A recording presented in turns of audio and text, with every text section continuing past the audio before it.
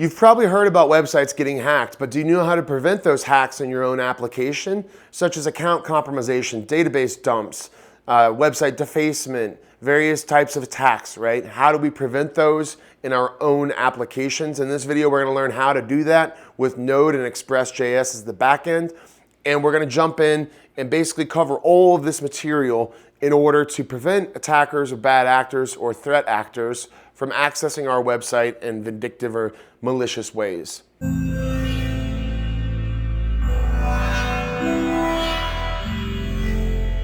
So how are we going to secure our web application, and what do we need to secure it against? How we're going to secure it is by preventing all of these things with code in our actual project.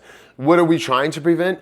XSS attacks, so JavaScript injection into forms, rate limiting to prevent brute force attacks, securing our headers with Helmet, input validation and sanitization for SQL injection attempts, securing our authentication with JSON Web Tokens, preventing CSRF attacks, securing our environmental variables, so making sure that our environmental variables or our key values, our API keys, for instance, are safe and secure, and last but not least, keeping our dependencies updated through auditing through NPM. What we're going to do is go back and forth between examples and code, example, code, just give you an idea of the format of this video. So with an XSS attack, cross-site scripting, you basically have the client web page here. You have some inputs here, and basically what people can do is inject JavaScript into these inputs. And when that input is, there's three types. There's reflected XSS, there's stored XSS, and document object model, or DOM XSS. So stored is when you send the request to the server then updates the information in the database, and then it's stored every time this web page reaches out to the server and the server feeds back the response. This can be used to deface a website, to steal cookies, to basically steal accounts, things of that nature. But you have three different types. You have stored, reflected, and DOM-based XSS. The principle here is that people will inject JavaScript into the input, and then that manipulates the form or the data on the website, right? So another way is basically say the user sends a request, we intercept the request, and then we modify it and then send it back on its way. And then that's another way that people, instead of directly inputting the script there, the JavaScript, they can intercept the request through like burp sweep and then send it on its way. So now let's do a code example and break this down actually in the code.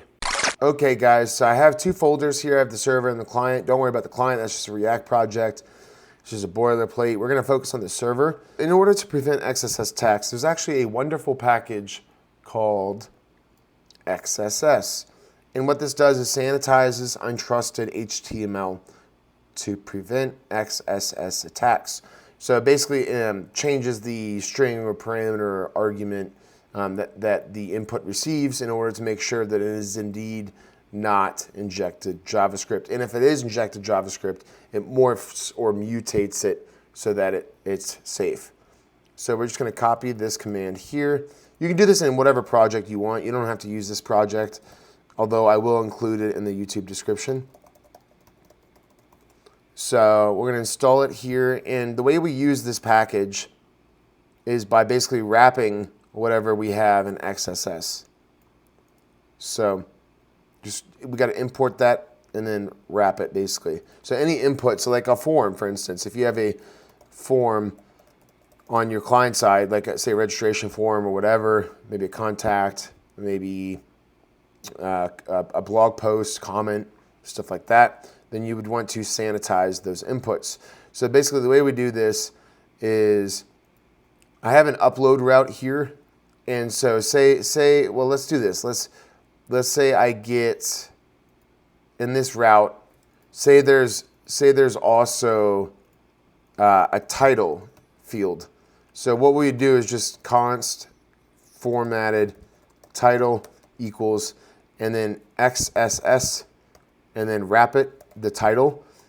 And then what that'll do is that'll prevent any injections or any mutations in a bad way. So like it'll if there's injected JavaScript, it will format it into a string so that it's not harmful at all. And that's how you prevent XSS attacks. Pretty simple, pretty straightforward. Okay, now we're going to move on to rate limiting. What is rate limiting? Rate limiting is essentially limiting the amount of requests any specific user can make. So like say I have a login form. Like let me show you an example. So I have this website here. This is my own website. I go to login. It prevents people from brute forcing this credential, these credentials. So the email and the password, say they tried 1,000 times a minute, then obviously it's going to rate limit them and time them out. So we need to install this package, Express Rate Limit. So I'm going to go into my terminal. Let me make this bigger. npm install Express Rate Limit. And I need to append the legacy peer depends because of my computer configuration. And then we're going to start the server back up. So the way we do this is basically we import rate limit, deconstruct it as you can see here, rate limit from Express Rate Limit. So we're going to go into our server file, whatever your server file is, and const rate limit equals require express rate limit. Okay, and then the way we use this is this right here. You can see we have the window of milliseconds. We have the limit number of requests per window, standard headers, and the legacy headers. These are all just configuration options. Doesn't really matter. Well, it doesn't matter what you use, but it doesn't matter in the grand scheme of things. You just need to basically use these in a way that protect the way you want it to protect your application. So I'm going to copy this, and I'm going to go here. And so basically, as you can see below here, really all you need is the window MS, and then the limit, and then the standard headers. Legacy headers is optional, totally up to you. I believe. Let me double check that. Legacy headers. Yeah, so it's not required. It enables the X rate limit header. So depending if you want that configuration or not. And then last but not least, we need to app use limiter. Oops, limiter. And that's going to use our app. Our app here is Express. It's calling Express. So our Express server will use this rate limiter. That's how you do rate limits. And next, we're going to move on to securing our headers with Helmet. All right, guys, now we're going to talk about Helmet. Helmet protects your HTTP headers. So what are headers? It's metadata sent between the server and the browser, aka the client. They control security caching, content types, and more. If misconfigured, they can expose a website to security vulnerabilities such as XSS, clickjacking, and data leaks. This is a very simple, easy fix. So what we need to do is install Helmet. So we're going to run npm I for shorthand for install, and then Helmet, and install that package. And so the way we use this in our code is basically just like this. You const Helmet equals require Helmet, and then you app use. Remember, the app is Express. So Express is using the Helmet library. And if you want to see that in the actual documentation here, you can see here's the documentation, and this is the way you use it. Now, obviously, that's the different import syntax. You need to mirror the syntax for your backend. But yeah, same principle. So there's this very simple fix for this called Express Mongo Sanitize, and that's going to sanitize all of our inputs or our queries from like rec body or whatever, rec query. Before we do that though, I want to break down kind of what a SQL injection is and what it looks like. So you have a new user login form here on the client side. So you have the email, password, and then you have the user input. This is a standard user input. So belongjeremy@gmail.com, ABC123 for the password.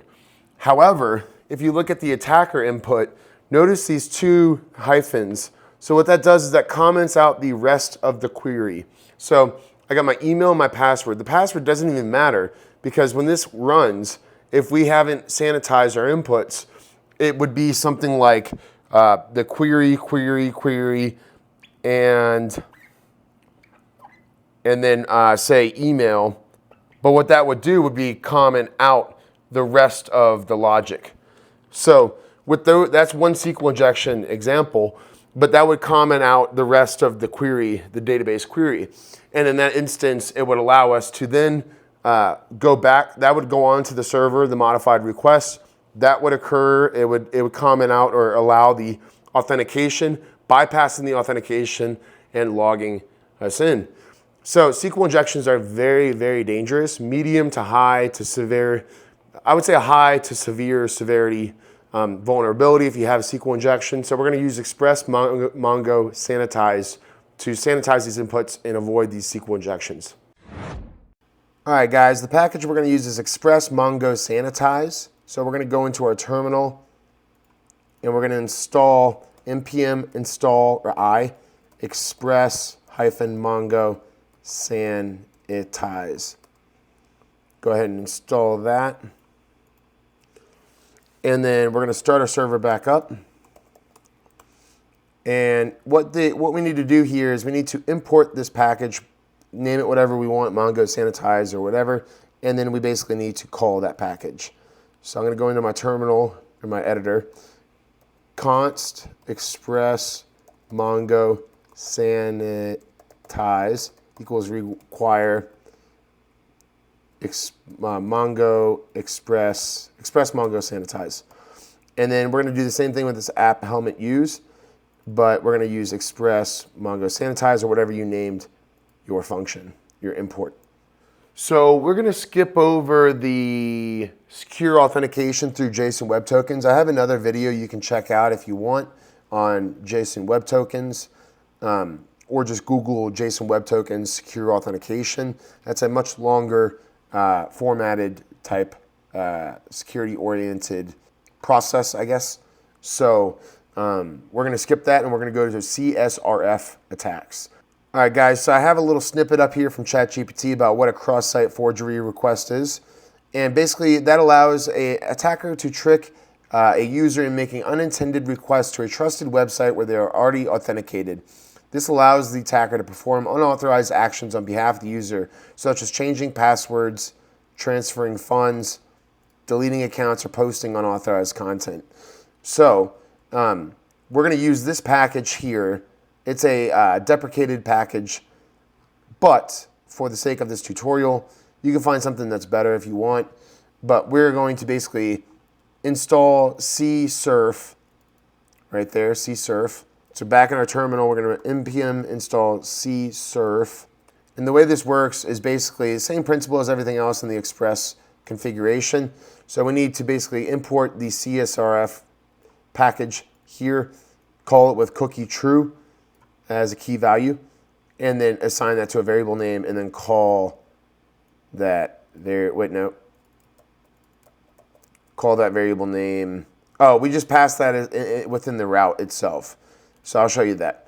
But okay, so let's do the first things first, CSRF, and that's going to be from CSRF. So we're back in the editor, const CSRF, CSRF equals require CSRF, and then we're going to say const CSRF protection equals CSRF, and then cookie key value pair to true. Okay, and then now the way we use this is we basically pass this and protect our routes with this. So like I have a route right here, I would just pass that into as a second argument into that route, and that would then protect this route from CSRF, cross-site request forgery attacks. We are now going to move into protecting our API keys. So instead of doing like const API key equals hard-coded key, what we would do is basically, let me go down here, we have this default configuration, and config basically allows you to manage your environmental variables. Instead of using a .env, you use a default JSON file like this, and you can save your key value pairs in there, nice and safe, nice and secure. And you can have production ones, you can have development mode, etc. So totally up to you. But on the back end here, so I would do basically, assume I have config installed. This is for Express. I do have it right here actually. And then so you can see I'm using it here for my AWS credentials, which are linked right here. And so I would just do config get hard-coded, whatever API key, whatever that correlates. That must correlate to this name or whatever name you're choosing to use. So that's, you always want to manage your API keys and your configuration stuff. Like anything that's private, basically you want to put in one file. So on the server side here, we're using default JSON. However, on the client side, you would create this is a React project, you would create a .env, and then in a React project, you must prefix the API key with React _app _ like that, all capital letters, and then I could do base URL equals HTTP localhost 8000, like that, and that would target my backend server, which is running on port 8000. So this is how you set up you should manage all your API keys through an .env file. If you're not using a React project, you won't need this prefix right here, this React app _. But if you're using React, you must do that React app _ and then API key name. So do not, under any circumstance, ever hard code like this. Like, don't ever do that. That is not good. You should never hard code API keys. The way you would access this API key right here, if I wanted to access this, I could just go into my app.js, and then I could do console log, and then it would basically just be process env dot base URL. So process.env dot base URL, or the API key name, and that says target the process of the environmental variables in this variable. So that's how you do that. All right, and last but not least, we're going to do the npm audit. And that audits all of our packages to ensure that they're all up to date, all patched, all good to go, and basically secure, right? Because the latest version is typically the most secure version for a lot of these dependencies that we're using through our npm or node package manager. So in our server here, we're going to run npm audit. Don't do the run. The run is not necessary. And we can see we have 2 low severity vulnerabilities, CSRF, because remember that was deprecated. See how it's deprecated? So that package is obviously not maintained, and it depends on a vulnerable versions of cookie. So we have 2 low severity vulnerabilities. We're going to run npm run audit fix force, and this is going to fix our dependency issues, our security dependency issues, and voila. Okay, so that's basically all of the security stuff that you'll need to know to keep your app relatively or moderately secure against attackers. I hope this video was helpful, and I hope you found it to be enjoyable to watch. I'll be making more videos, so if you like this, subscribe. I really appreciate it. Drop a like, whatever you want to do. Do nothing, do everything. I appreciate you. I hope you have a wonderful day.